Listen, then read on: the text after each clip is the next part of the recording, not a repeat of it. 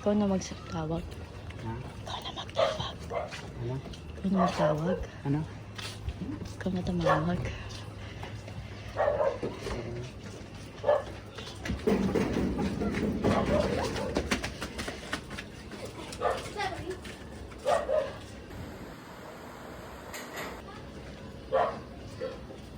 Wala akong patugtog. Okay.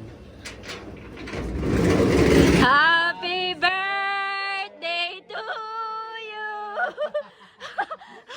Happy birthday to you! Happy birthday! Happy birthday! Happy birthday to you!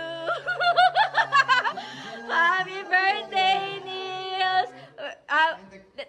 Yeah, you need to blow that. Yeah, the wind is strong. While we're walking. 2, 3, go! Happy birthday to you! Happy birthday to you!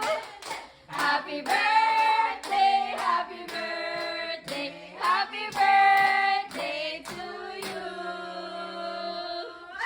Yay!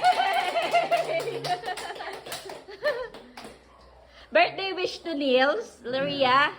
Ria, and then Tita is the last one. Oh, sige. Tita, what is your birthday wish to Niels? Abby, what is your birthday wish to Niels? Always good health and keep strong faith. You're always so strong. I look up to you and I hope you keep it that way for the next 10 years!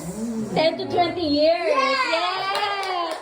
Ria, come here. Happy birthday, Daddy Niels. I hope that you're always in a good health and then I don't know what to say. I just hope that you visit us very soon again and we love you so much.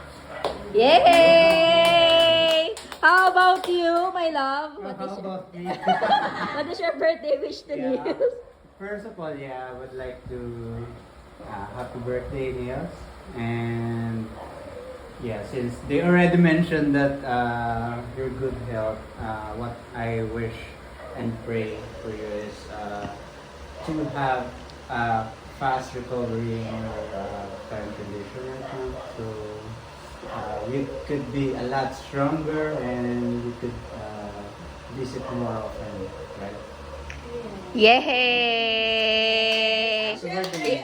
Yes, my birthday wish to Niels is Yeah. I know that you will overcome the cancer. I do believe that because you are strong and you really have a strong faith and strong willpower, I do believe that you will overcome it. And I pray for more birthday and we are so excited to celebrate it with you next year, 10 years, 15, 20, and 30 years.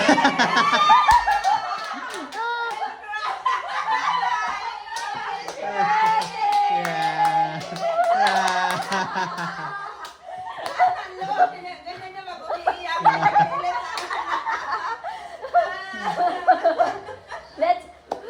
So, Yeah. anything to say?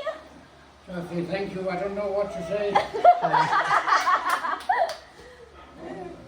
Advance happy Yes. birthday, because on 16 you are Yeah. You must be at work now. Yes, I am. I have a meeting later, 8 p.m. Yes, so let's take a photo.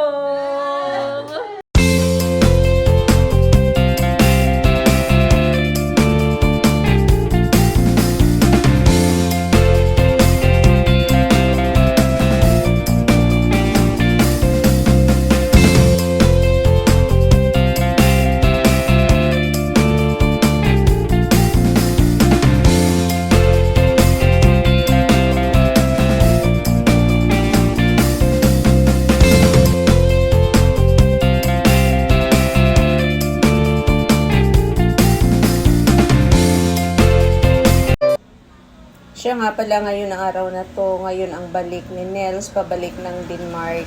Maaga namin sinilibrate yung birthday niya kasi alam namin na wala siya dito sa darating na March 16. Kaya in-upload ko tong video na to sa araw mismo ng kanyang birthday. Kailangan niya bumalik ng maaga sa Denmark kasi kailangan niya mag-report sa hospital. Pinayagan siya ng doktor na makapunta ng Manila, ng Pilipinas kasi medyo maganda na ang kanyang pakiramdam. Ang sarap lang ng feelings na medyo okay na yung pakiramdam niya. Ang wish ko talaga sa kanya, sana tuloy-tuloy na ang paggaling niya.